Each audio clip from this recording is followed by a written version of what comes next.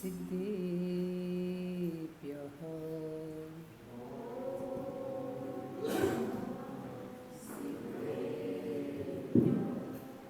ॐ नमः सिद्धेभ्यः।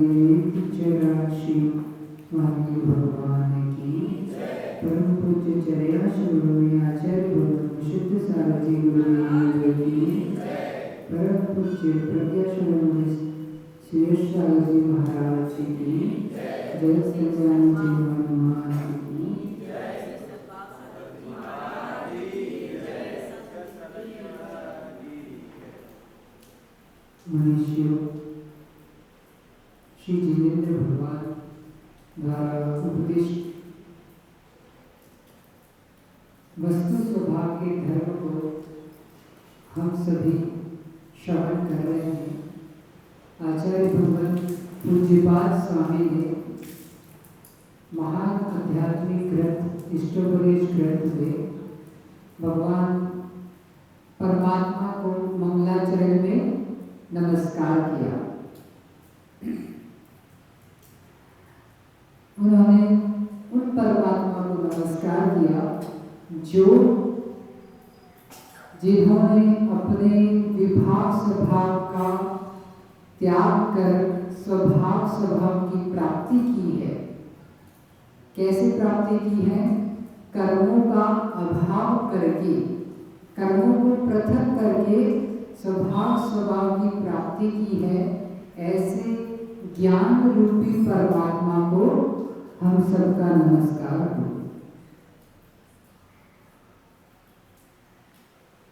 आज राजभारती ग्रंथ में यही स्वभाव से यानी जो औपचारिक आदि भाव होते हैं उसी पर चर्चा आई थी कि जो ये भाव है यह जीव के त्रैकालिक स्वभाव है या तात्कालिक स्वभाव है।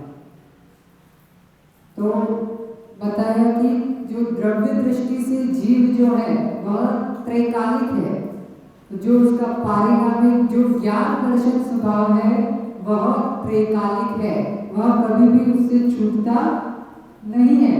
लेकिन जो औदाई औपचारिक आदि भाव है वह उनका त्याग होता है। स्वभाव का त्याग जीव नहीं करता जो त्रैकालिक स्वभाव है, लेकिन जो तात्कालिक स्वभाव है, उदीयमान भाव है, औदायिक भाव, औपचारिक भाव, इनका त्याग होता है।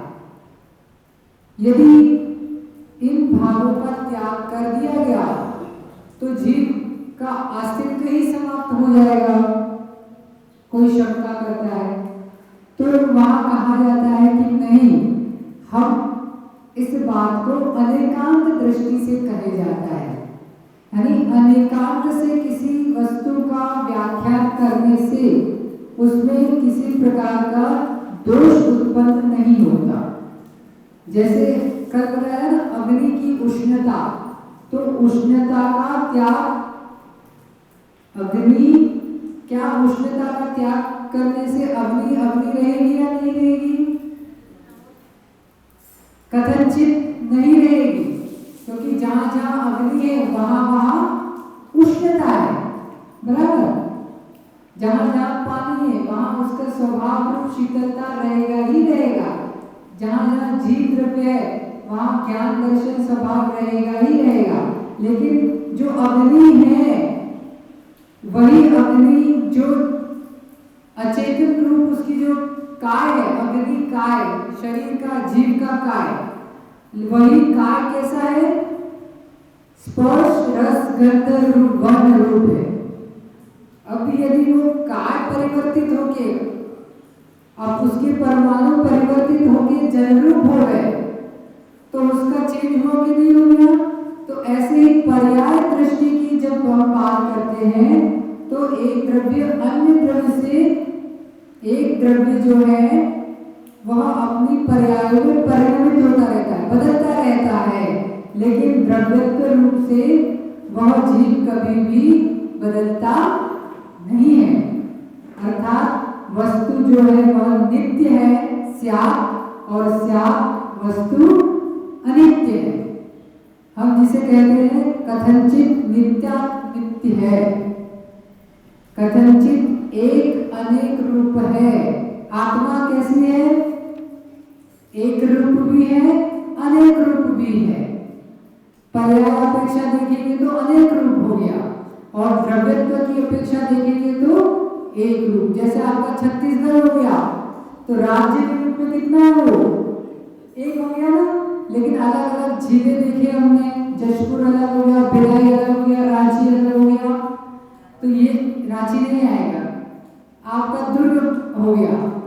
तो इस अपेक्षा से अनेकत्व कहा जाता है, अनेक अलग अलग जिले हैं। तो इसी तरीके से एक ही द्रव्य में अनेक पर्यायों का अस्तित्व पाया जाता है। अब हमारे जो सिद्ध भगवान है, जिन्होंने स्वभाव जो परमात्मा है, सिद्ध परमेष्ठी है, जिन्होंने स्वभाव की प्राप्ति की है, हमने मंगलाचरण में कहा था ना, यस्य स्वयं स्वभावाप्ति, यानी जिन्होंने स्वभाव की प्राप्ति की है। तो ऐसे सिद्ध भगवान मुक्त है या अमुक्त है? हम क्या बोलते हैं उन्हें? मुक्त जीव, सिद्ध परमात्मा। ठीक है, सैद्धांतिक दृष्टि से। अब न्याय पक्ष शैली में हम कहेंगे कि जो सिद्ध भगवान है वह मुक्त भी है और अमुक्त भी है। आपने कभी सुना है ये बात कि हमारे जो सिद्ध भगवान है वो मुक्त भी है और अमुक्त भी है? आज तक तो हमने यही सुना कि सिद्ध भगवान मुक्त जीव ही कहलाते हैं।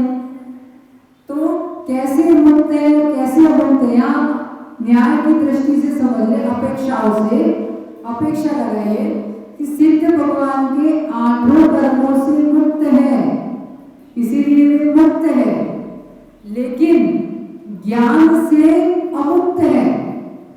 यानी जो उनका ज्ञान दर्शन है वह तो सिद्ध बनने पर भी वो ज्ञान दर्शन अलग नहीं होगा। कोई जीव था संसार में है तो ज्ञान दर्शन के साथ है ना। ज्ञान यानी आप अनुभव, भूतार्थ प्रकाशकम, भूतार्थ प्रकाशकम ज्ञानम, अर्थात जो भूत यथार्थ का प्रकाश कराए वह ज्ञान है। आप सेंस कर रहे हो ना, पांचों इंद्रियों के माध्यम से जान रहे हो। आप कल बताया ना बल्ब का गोला और विद्युत, सरल भाषा में। नव्यांश, आपने बल्ब का गोला देखा, लट्टू जिसे कहते हैं, तो लट्टू में पावर, लट्टू जलता है क्या? ऐसे आप कहीं दुकान से लट्टू लेके यहाँ रख दो तो वो जलेगा क्या? नहीं, उसको आपने होल्डर में लगाया और उधर से लाइट आ रही है तो वो लट्टू जलता है।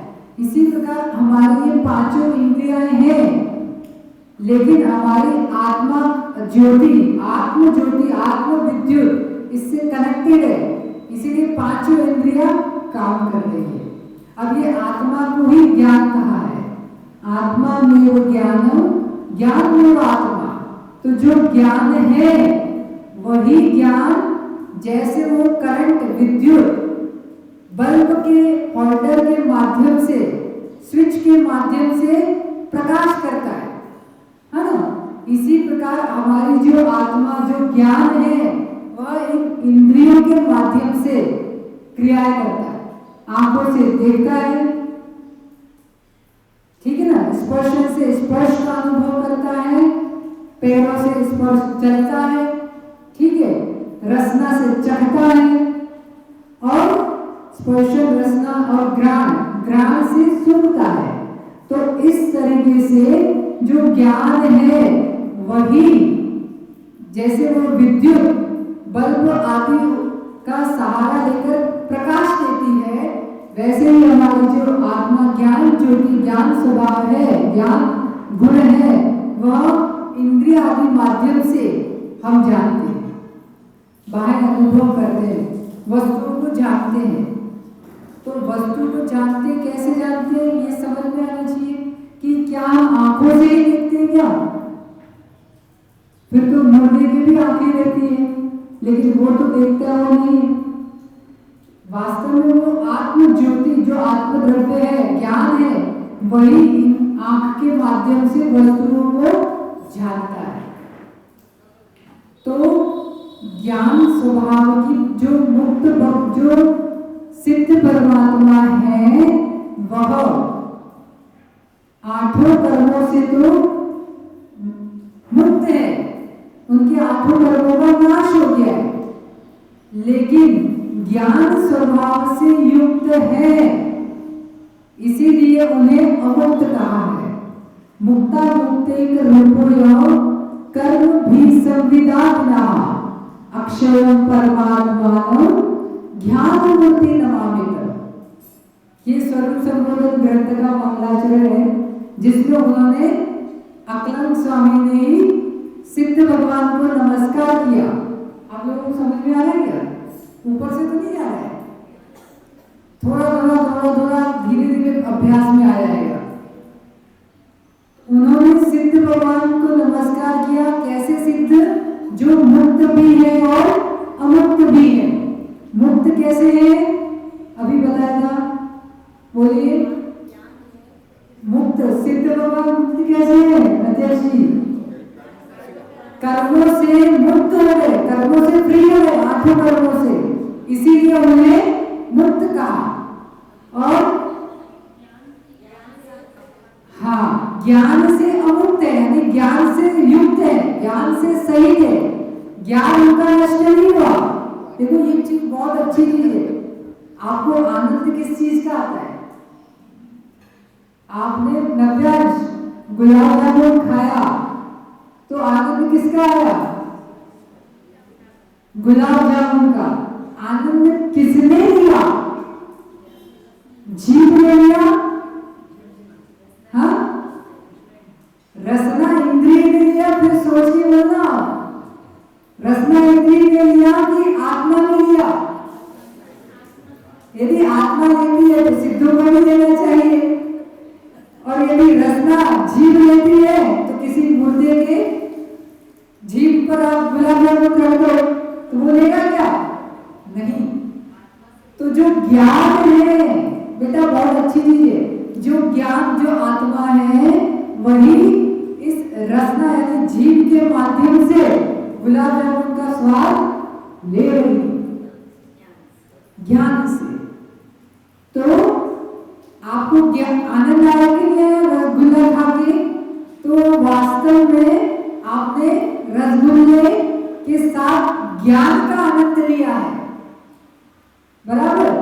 तो यहाँ पे हमें यही समझना है कि संसार में जब ज्ञान का आनंद ले रहे हैं और हम वहां मुक्त हो गए, भगवान हो गए और ज्ञान हमसे छूट गया, फिर हम आनंद क्या लेंगे?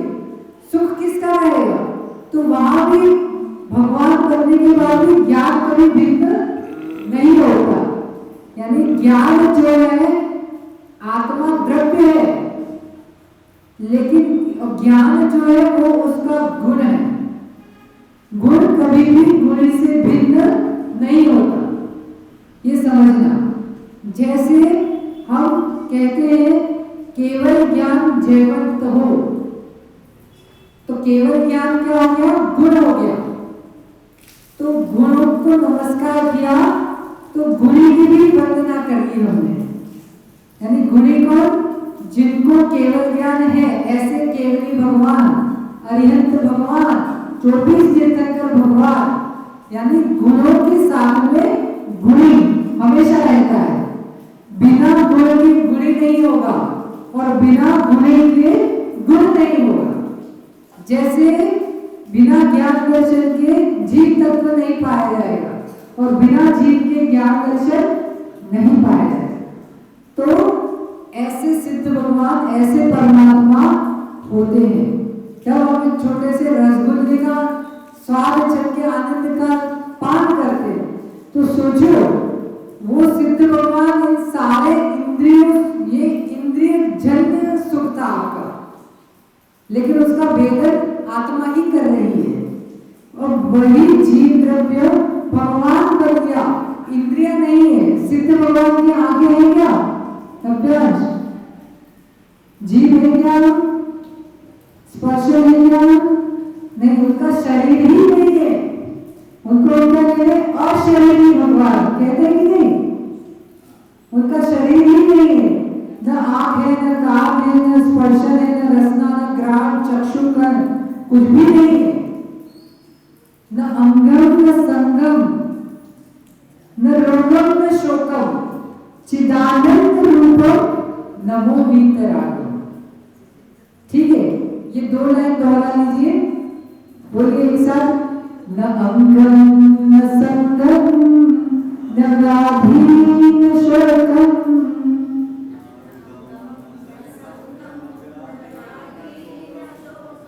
चिदानंद रूपम नमो वीतरागम।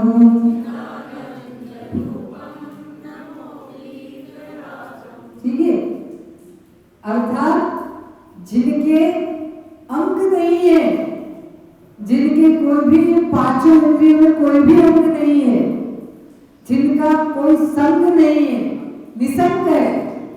कभी कभी आप बोलते हैं ना, अकेले में बहुत आनंद आता है, हमें अकेला छोड़ दो। ऐसा होता है कि नहीं? मंदिर में हम अकेले रहते, आनंद आता है, कोई संग नहीं है, निसंग है। जैसे वायु है, निसंग है, कोई संयोग से शून्य है, तो वैसे जिनका अंग नहीं है, जिनका संग नहीं है, जिनके कोई व्याधि नहीं है, शरीर बीमार हो जाता है तो हम कितने विकल्पों में आ जाते हैं, है ना? जबकि हमें मालूम है, सबको मालूम है कि शरीर भिन्न है, आत्मा भिन्न है, लेकिन अभी मिली जुली सरकार है ना, तो मिली जुली सरकार में हम दोनों एक दूसरे का ध्यान रखना पड़ता है। तो इसी तरीके से वो सिद्ध भगवान के न अंग है, न संग है, न व्याधि है, किसी प्रकार की कोई व्याधि नहीं। उन्हें न हॉस्पिटल जाना पड़ता है, न डॉक्टर को हाथ दिखाना पड़ता है, नाड़ी देख लो हमारी, न इंजेक्शन लगवाना पड़ता है, सारे विकल्पों से शून्य है। न अंगम, न संगम, न व्याधि, न शोकम, कोई शोक नहीं। इष्ट जन, इष्ट कोई वस्तु है, आपकी कोई प्रिय वस्तु है, उसका अभाव हो गया तो हमें क्या होता है? शोक होता है। हम कहते हैं ना, ये शोक में क्यों, तुम शोक में क्यों डूब गए, क्या बोलते हैं आप लोग? दुखी क्यों हो? तो शोक से शून्य है हमारे भगवान। अब इसका अनुभव करना, हम संसारी जन है, शोक, भय, दुख, पीड़ा, ग्लानि, हर्ष, वेद, इन सारे भावों से युक्त रहते हैं, जबकि हमारे परमात्मा इन सारे भावों से शून्य है। न अंगम, न संगम, न व्याधि, न शोकम, चिदानंद रूपम।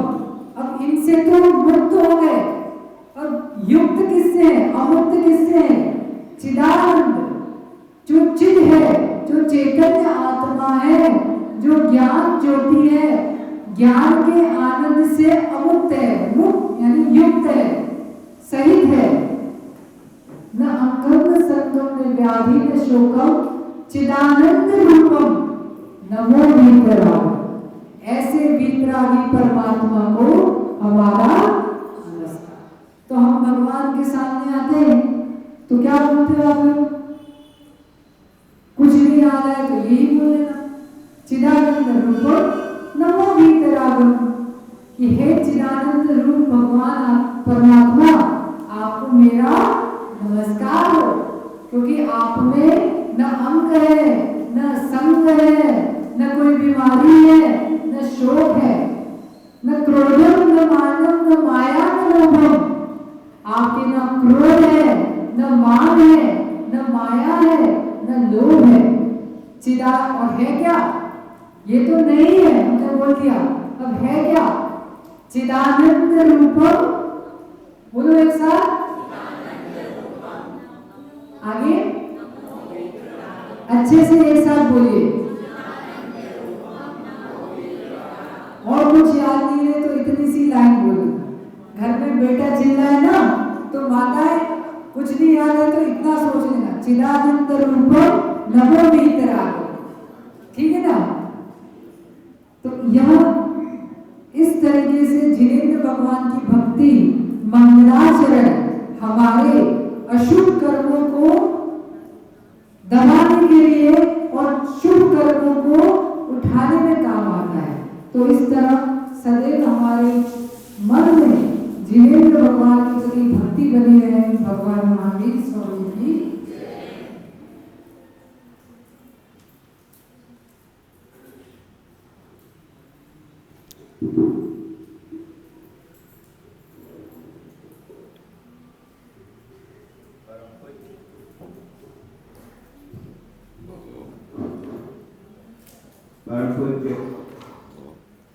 सागर जी महाराज के चरणों में कृपा नमस्कार करते हुए विनम्र प्रार्थना करता हूँ कि वे अपनी देशना से हमारा भाव प्रसन्न करें। परम पूज्य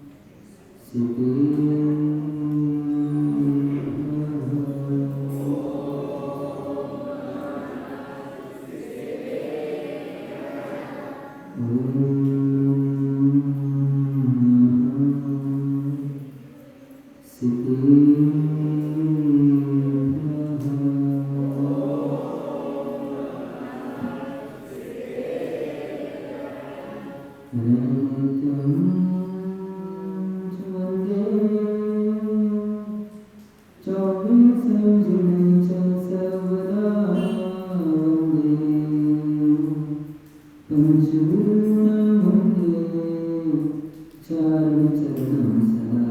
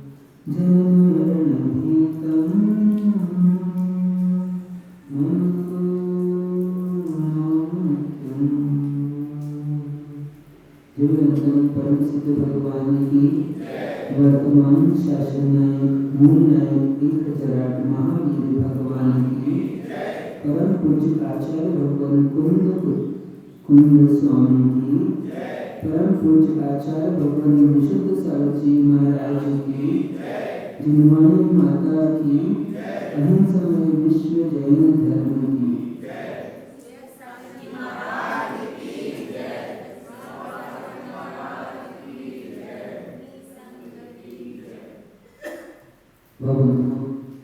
आज पुनः हम सभी के महाभाग्य का उदय हुआ है जो सर्वज्ञ प्रभु की देशना हमें प्राप्त हो रही है।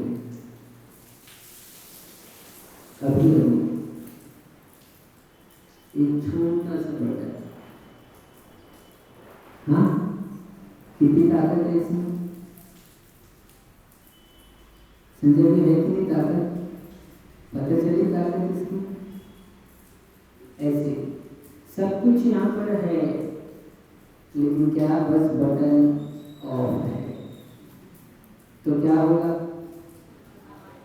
आवाज नहीं आएगी। ऐसे ही आप लोग सब यहाँ पर बैठे हो, उपस्थित हो, लेकिन बटन ऑफ है ना? तो क्या होगा राकेश भैया? आवाज नहीं जाएगी। ये बटन ऑफ होगा तो आवाज नहीं आएगी, और ये बटन ऑफ होगा तो आवाज नहीं जाएगी। ठीक है, इसलिए बटन कर लो ऑन है ना? ऑन है, ठीक है, ऑन करिए। अभी अपन ईश्वर स्तुति की बात कर रहे थे। मैसेज देखा किसी ने? आप लोगों के मोबाइल में आया था ईश्वर स्तुति का? नहीं देखा? अच्छी बात है, देखा तो बहुत अच्छी बात है।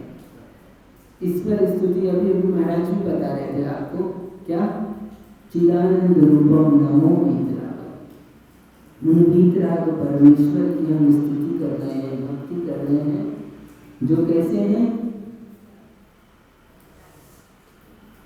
चित्त और आनंद रूप है, चैतन्य और आनंद से युक्त ऐसे चिदानंद परमात्मा की स्तुति हम करते हैं, भगवान की स्तुति करते हैं। स्वभाव की बात चल रही थी।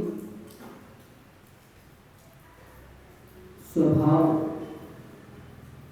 एक वो है जिसको स्वभाव का बोध है, और एक वो है जो स्वभाव को प्राप्त कर लिया है जिसने, और एक वो है जिसने स्वभाव को जानकर स्वभाव प्राप्ति के मार्ग पर लगाया। जबकि स्वभाव सबका अपने अपने में है। स्वभाव तो मेरा स्वभाव मेरे में है कि नहीं? लेकिन फिर भी हमारी दृष्टि उस स्वभाव पर नहीं है। स्वभाव हमारा हमारे से कहीं बाहर नहीं है, हमारा स्वभाव हमारे में ही है, लेकिन हमने उस स्वभाव को स्वभाव नहीं माना, इसलिए संसार में घूम रहे। कठिन होता है, सरल हो जाएगा। कठिन चीज क्या होती है? सरल हो जाती कि नहीं हो जाती? हो जाती है ना? कठिन ही सरल होता है।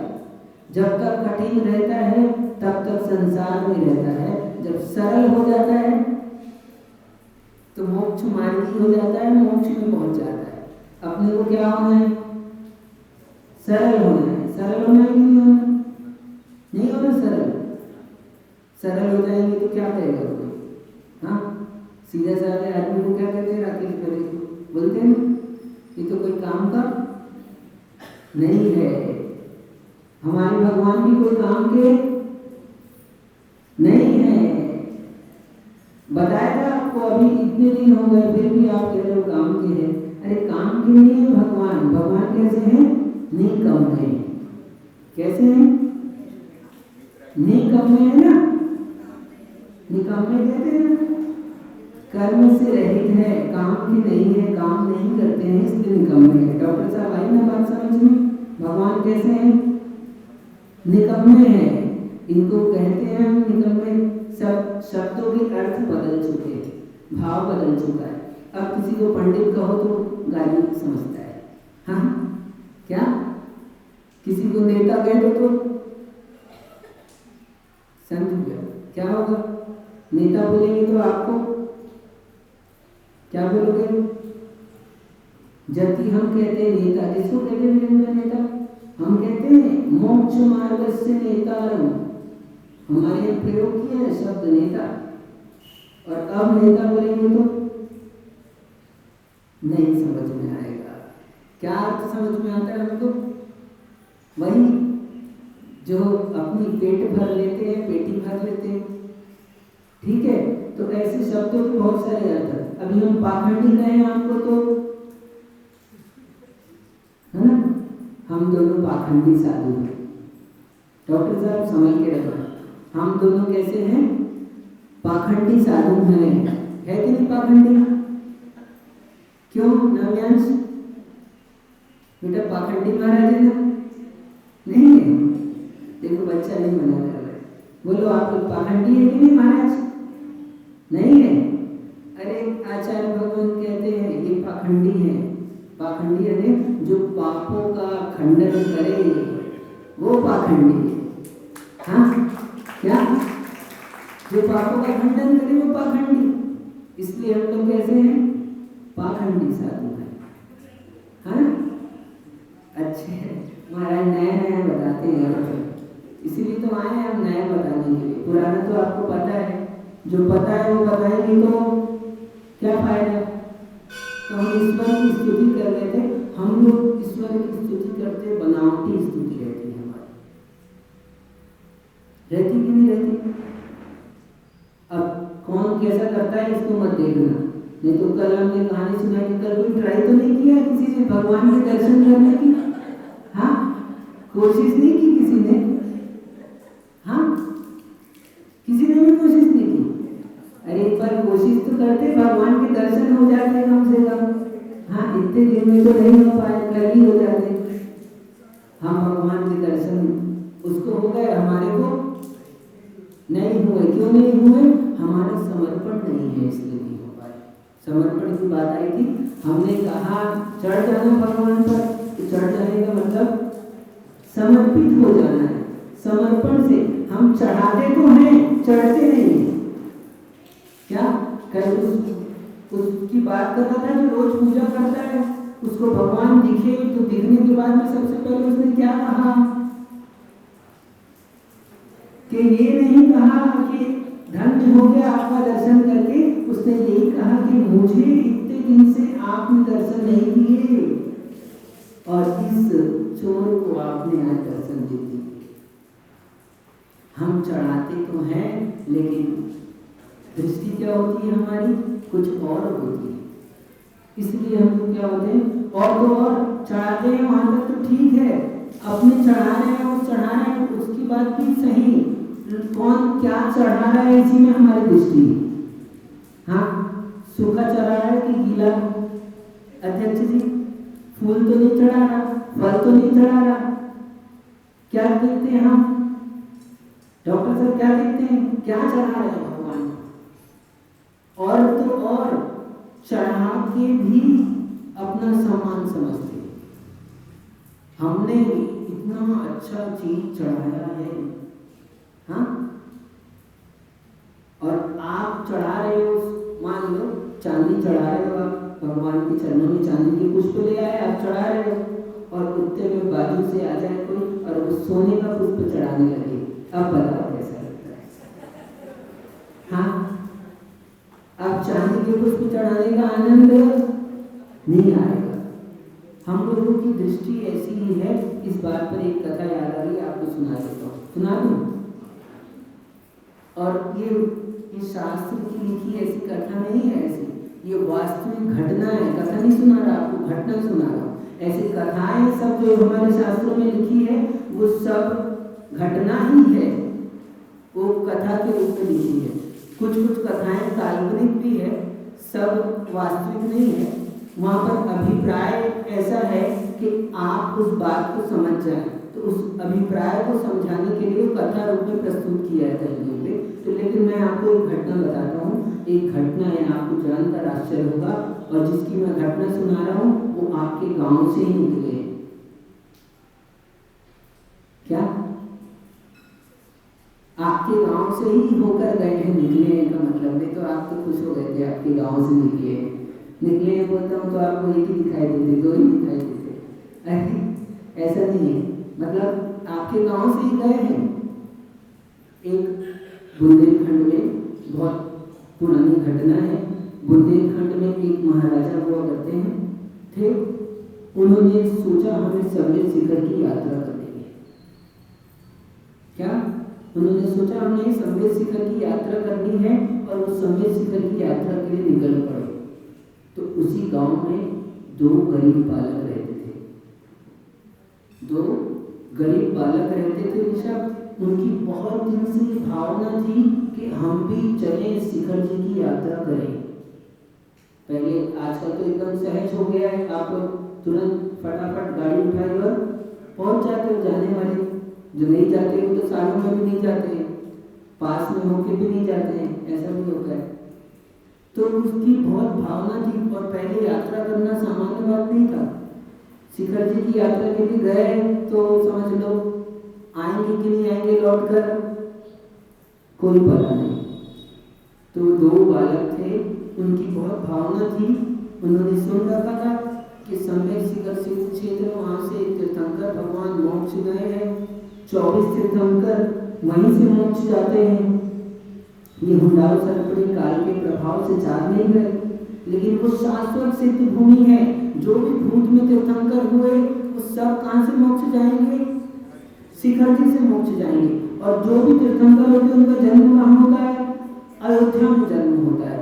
तो उस बालक ने सुन रखा था, तो उसकी बहुत भावना थी कि हम शिखर जी की यात्रा करें, लेकिन उसकी सामर्थ्य नहीं थी कि वो शिखर जी तक पहुंच पाए, क्योंकि उस समय में शिखर जी जाना यानी महीनों लगते थे और बहुत द्रव्य खर्च होता था।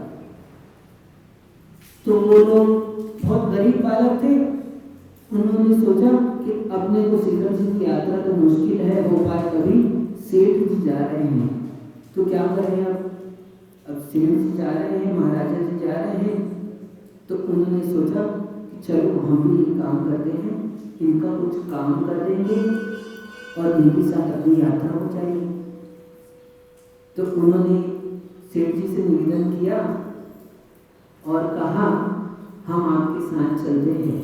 उन्होंने ये नहीं कहा कि हमको यात्रा करनी है, बोले हम आपका जो भोजनशाला है वहाँ बर्तन आदि के काम कर देंगे, जो भी काम बोलोगे आप हम वो काम करेंगे, हम आपके साथ चलते हैं।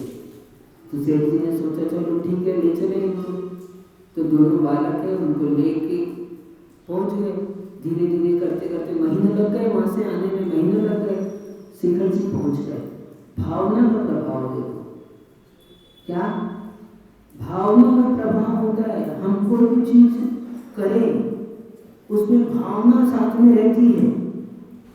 आप मानो या ना मानो, आप सबको इस बात का अनुभव होगा। एक ही आटा आपको बनाने दे दे, क्या संजय जी माँ है घर में? नहीं है, पहले थी ना, थी। जब आपकी देवी आ गई थी तब माँ थी कि नहीं थी? तब भी थी ना। अब एक बात याद करो कि जब आटा तो माँ ने गूंथा है और उसी चौके में आपकी देवी रोटी बना रही है और आप भोजन करने जाते हो, तब माँ भी रोटी बनाकर परोसती है। बात समझना, किसी व्यक्ति की बात नहीं कर रहा हूं मैं। वो जब रोटी बनाकर परोसती है माँ, तो अंतर आता है कि नहीं आता? आपने कभी अनुभव किया हो या ना किया हो, जिसने किया है उसको पता है। उसी चौके में एक ही सामग्री इनको दे दो बनाने को, एक ही सामग्री अलग अलग व्यक्ति बनाते हैं और उसी सामग्री से उसका स्वाद क्या होता है, अलग अलग हो जाता है। होता है कि नहीं होता? हाँ, बिल्कुल। आप मानो या ना मानो, आप नहीं भी मानते तो भी कोई फर्क नहीं होता, क्योंकि ये सत्य है। क्या एक ही मूंग की दाल होती है, ये बना दे और ये बना दे, अंतर आएगा कि नहीं आएगा? पानी भी वहीं का, जसपुर का, आपके घर का, दाल भी वही, एक सी दाल, लेकिन अंतर किस बात का आया? बनाने वाले के साथ साथ उसके भावों का अंतर आ गया। जैसे भाव होते हैं वैसे सामग्री में अंतर आ जाता है, बिल्कुल आता है। और वो अंतर थोड़ा नहीं होता, बहुत गहरा होता है, उसका प्रभाव भी बहुत गहरा होता है। आप नहीं मानो, हम गए थे जयपुर, आज से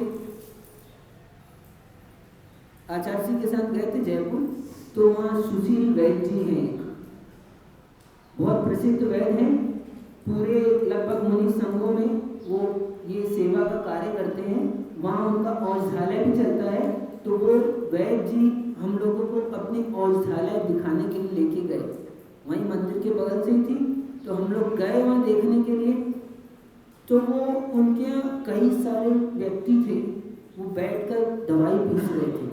उन वैद्य जी ने, सुशील वैद्य जी ने बताया, ये दवाई महाराज दिखाई। उन्होंने कितनी देर लगेगी इतनी सी दवाई को पीसने में, बोलो कितनी देर लगेगी? आपके लिए दे देंगे दो गोली है, पीस के दो, कितनी देर लगेगी? हाँ, 1 मिनट 2 मिनट लगेगी, ऐसे पीस दोगे, थोड़ी सी दवाई है, पीस दोगे। तो वो सुशील वैद्य जी ने बताया, ये दवाई रखी है, ये इतनी सी दवाई पीस के तैयार करने में 6 महीने लग जाते हैं। कितने? 6 महीने लगते हैं। और ये लोग जो बैठे हैं ना यहाँ पर मेरे यहाँ, ये लोग पैसे से नहीं आते, ये सब जैन श्रावक है, मंदिर दर्शन करने आते हैं। और जिस किसी की भावना होती है कि हम सेवा का कार्य करें, हम ऐसा कुछ कार्य करें जिससे मरीजों का इलाज हो, जिनसे उनको लाभ हो, तो वो मंदिर में दर्शन करने के बाद में यहाँ पर बैठकर दवाई पीसते हैं। और कैसे पीसते हैं? ऐसे ही नहीं बैठ के पीसते, भक्तामर का पाठ करते हैं, मेरी भावना का पाठ करते हैं, नमोकार मंत्र का पाठ करते हैं, और ये भावना देते हैं। और इस भाव से ये लगातार मेहनत करते हैं। कितने ही लोग ऐसे हैं जो मंदिर में आते हैं और ये सेवा का कार्य करते हैं, ये भावना दी जाती है, तब महाराज वो औषधि आपके लिए कार्यकारी हो पाती है। कैसे? औषधि तो वही है, लेकिन फर्क किस बात का आ गया? अंतर किस बात का आ गया? भावना का आ गया। हम जो भाव संप्रेषित करते हैं वो आप तक पहुंचते हैं कि नहीं पहुंचते? पहुंचते हैं। सब खेल भावना का है। तो मैं बात कर रहा था, वो पहुंच गए संवेद शिखर जी, और उन्होंने बहुत मेहनत की, बच्चे लोगों ने वहां तक पहुंचने के लिए खूब महीनों लग गए वहां पहुंचने में, और संवेद शिखर जी पहुंचे। तो अब उन लोगों ने सोचा कि अब यहाँ पहुंच गए हैं, लेकिन इतने बड़े पर्वत की यात्रा करनी है, और सेठ जी कल सुबह यात्रा करेंगे, और हम लोगों ने सेठ जी का काम नहीं किया, तो फिर वो तो हमको क्या इतनी दूर लेकर आए हैं, और वो हमको फिर सजा देंगे। और सुबह वो यात्रा करेंगे तो उनके भोजनशाला में काम करना भी जरूरी है, क्योंकि लौट कर भोजन करेंगे। तो अब क्या करें? उन्होंने सोचा कि सेठ जी तो सुबह जाएंगे, अपन एक काम करते हैं, अभी शाम को ही चलते हैं और रात में दर्शन करके अपन लौट आएंगे। वो दोनों बालक क्या सोचा उन्होंने कि अपन की इतने दिनों से भावना थी, आज समय शिखर पहुंच गए हैं, कल सेठ जी के साथ नहीं जा पाएंगे, अपन रात में ही चलते हैं। और वो चल पड़े दर्शन करने के लिए। क्या वो रात में ही दर्शन करने चल पड़े, और इधर वो रात के दर्शन कर ही गए थे। पूरा पहाड़ की वंदना नहीं हो पाई, उधर सेठ जी चढ़े, और सेठ जी ने बहुत भक्ति भाव के साथ में बैंड बाजा साथ में बहुत सारे लोग उनके साथ में और खूब ठान ठान के साथ निकले थे। महाराजा थे, सेठ थे। तो उन्होंने सोचा कि अपन दर्शन करते हैं, और वो दर्शन करने के लिए जैसे ही वहाँ पहुँचे और रत्न लेकर पहुँचे, क्योंकि जिसके पास जितना अच्छी चीज होती है क्या समर्पित करते हो भगवान को? टूटे हुए चावल की साबुत। हाँ, हम तो सोचते हैं जो काम का नहीं है वो किसके काम का है? जो हमारे काम का नहीं वो किसके काम का है? वो भगवान की काम का है। हाँ, कई लोग ऐसे होते हैं। सुनो, और तो और संजू भी आश्चर्य मत समझो, ये कुनकुनी वाले आ गए, इनसे पूछ लो। क्या बगीचा के लोग आ गए तो इनसे पूछ लो। सही, कई लोग सोचते हैं जो हमारे काम का ही है ना वो महाराज के काम का है। हाँ, कई लोग हैं ऐसे सोचते हैं, कहते हैं अरे एक नगर की बात है यहाँ, बल्कि जो संसार का काम नहीं कर सकता ना वो मोक्ष मार्ग में तो बिल्कुल भी नहीं कर सकेगा काम। क्या? जो गृहस्थी चला सकता है वही मोक्ष मार्ग पर चल सकता है, वही मोक्ष मार्ग चला सकता है। जो गृहस्थी नहीं चला सकता वो मोक्ष मार्ग कैसे चलाएगा? तो काम की बात सुनो, आप श्रीफल लाए हो तो चढ़ा दो, ठीक है? जल्दी आए, एकदम अच्छी बात बता रहे हैं आपकी काम की, ठीक है? ये बगीचा से लोग आए हैं और ये श्रीफल चढ़ा रहे हैं महाराज के चरणों में, इनको महाराज आशीर्वाद दे रहे हैं। आप लोग टेंशन नहीं लेना, बैठो। क्या काम की बात सुनो, बुरा मत मानना। हाँ, हम ऐसे ही हैं थोड़े। तो वो दोनों भगवान के दर्शन गए। अब काम की बात बता रहा था, जो काम का नहीं है वो हमारे काम का। लोग कहते हैं महाराज ये हमारे बेटे को साथ में ले जाओ, ये थोड़ा सा क्या है ना? नहीं, थोड़ा सा कई जगह होता है ऐसा। अरे तो ऐसे लोग जो तुम्हारे काम नहीं आ रहा वो मोक्ष मार्ग में, संसार में इधर ही धर्म की काम कैसे आएगा? तो ऐसा कभी मत सोचना। जो हमारे काम का नहीं है वो किसके काम का? वो किसी के काम का नहीं है। आपने वो चढ़ाया जो हमारे काम का नहीं है। अच्छी से अच्छी द्रव्य, जितनी श्रेष्ठ वस्तु होती है वो अर्पित की जाती है, वो समर्पित की जाती है। लेकिन हमारे भगवान तो कैसे वीतरागी हैं, वो तो देखते नहीं है और उनको किसी से मतलब नहीं है। क्या लाते हो, क्या चढ़ाते हो, तो इसलिए उनके चरणों में कुछ भी चढ़ा दो तो, है ना? क्योंकि भगवान वीतरागी, उनको मतलब नहीं है। अच्छा चढ़ाओ तो अध्यक्ष जी वो खुश नहीं हो जाएंगे, और बेकार चढ़ा दो तो वो नाराज भी नहीं होंगे। अभी आपके यहाँ आए कोई, कौन आ जाए? अभी नेता कोई पता चला है, आज यहाँ विधायक जी जीत गए हैं और जीत कर निकले हैं आपकी गली के सामने, और आज उनका स्वागत होने वाला है, तो क्या करोगे? हाँ, मिलने जाओगे। मान लो आपको वीरेंद्र भैया, आपको इन्विटेशन आया है। इस जसपुर नगर में एकमात्र आप ऐसे व्यक्ति हैं जिनका अपॉइंटमेंट फिक्स हुआ है, आपको नरेंद्र मोदी से मिलने के लिए जाना है, ठीक है? आप उसको क्या भेंट दोगे? बात समझना गहरी। क्या एक नरेंद्र मोदी, एक विधायक, पार्षद, जो भी है, बड़ा आदमी है, उसके पास आप मिलने के लिए जा रहे हो, आपके लिए कितनी इंपॉर्टेंस है उसकी, कितना महत्व है, कितनी महिमा है आपके अंदर उसकी। उस प्रधानमंत्री के लिए इतनी महिमा कि हम उसके लिए मिलने जा रहे हैं, तो क्या दोगे, क्या चढ़ाओगे? उसको भेंट देना है ना, चढ़ाना ही है ना। क्या चढ़ाओगे? जो आपके पास श्रेष्ठ होगा वो चढ़ाओगे। वो छोटे से, कितने साल का प्रधानमंत्री, कितने साल तक? 5 साल, 10 साल, 15 साल, 20 साल, बस, उससे ज्यादा तो नहीं। और ये 3 लोग के नाक बैठे हैं, कितने तरह के, कितने लोगों का प्रधानमंत्री है वो?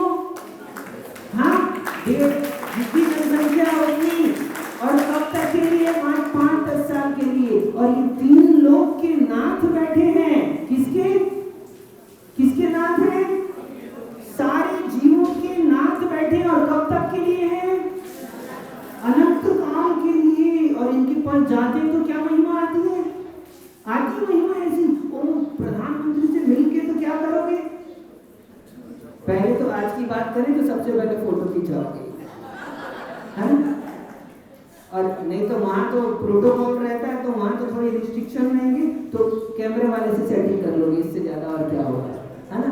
ये काम करोगे तो एक उसके पास जाकर वो कितनी महिमा आ रही है आपको, और भगवान के पास आके तो महिमा ही नहीं आती अपनी। रोज तो मिलते हैं भगवान से, रोज तो वही भगवान है, दर्शन भी कौन करे? आज तो बाहर से सैल्यूट मार देते है ना? नहीं?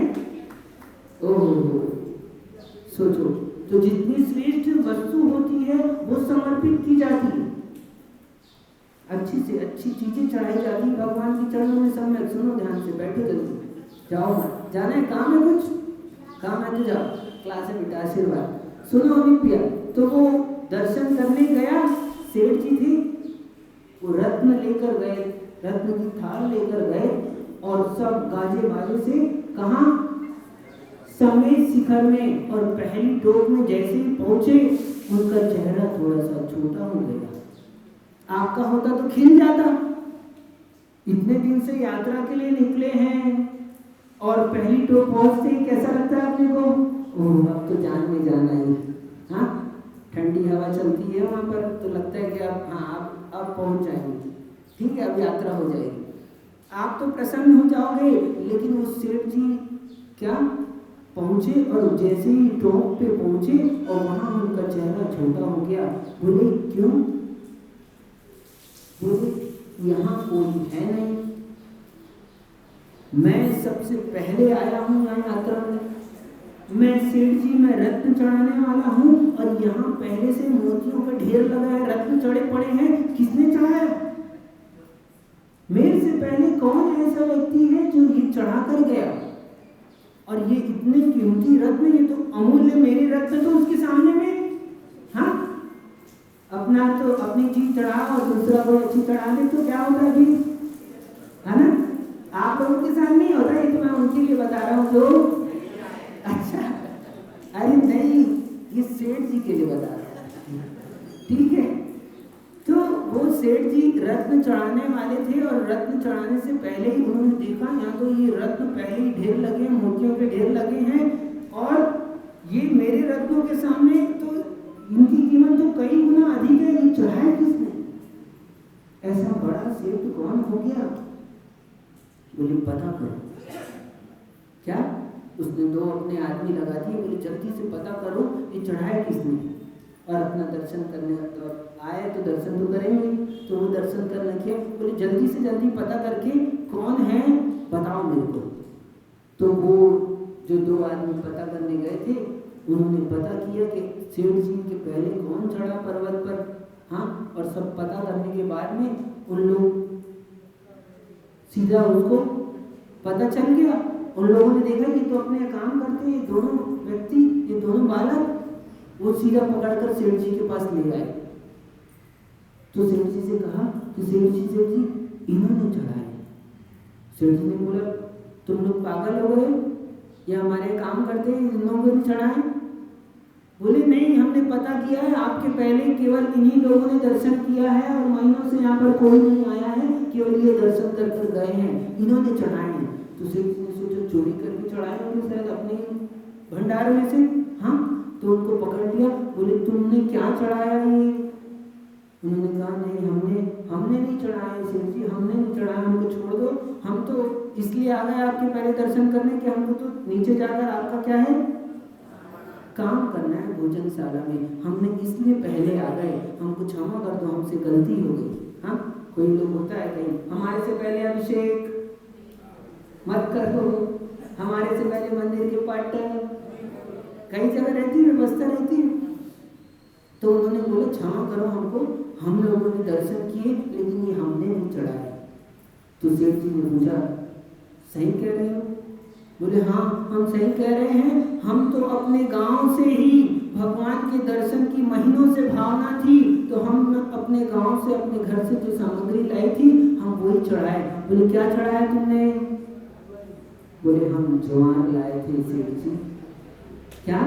हम ज्वार लाए थे, हमने ज्वार चढ़ाए हैं। बोले झूठ कह रहे हो तुम, बोले दिखाओ कहाँ है, तो कुछ ज्वार के दाने बचे थे, बोले अच्छा चढ़ा दो। और जैसे ही उन्होंने ज्वार के दाने निकाले और भगवान के चरणों में चढ़ाए, वो ज्वार के दाने रत्न बन गए। ये झूठी घटना नहीं, सच्ची वास्तविक घटना है।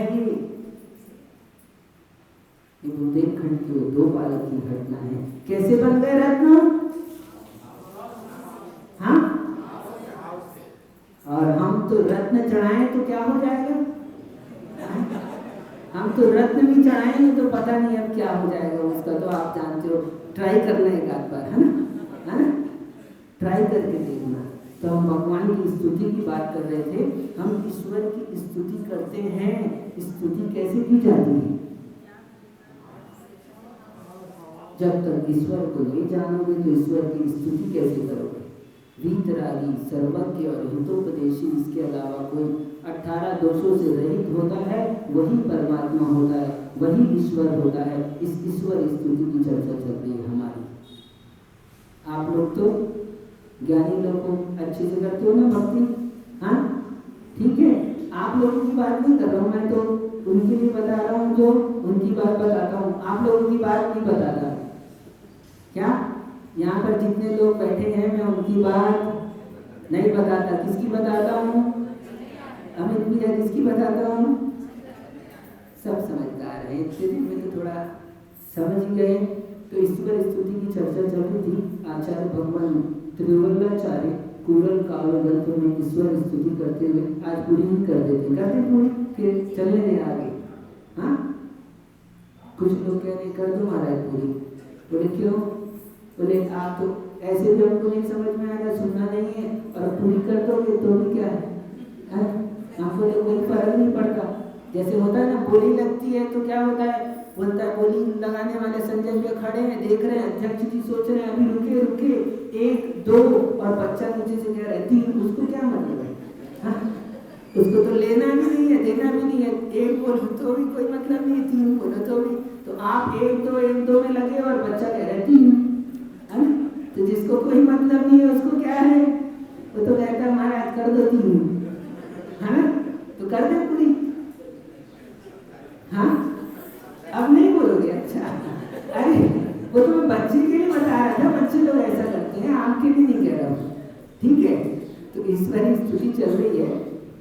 आचार्य भगवान लिखते हैं जैसे अ होता है ना, अ जो है वर्णमाला का पहला अक्षर है, इसी तरह आदिनाथ भगवान की सृष्टि के प्रथम क्या है?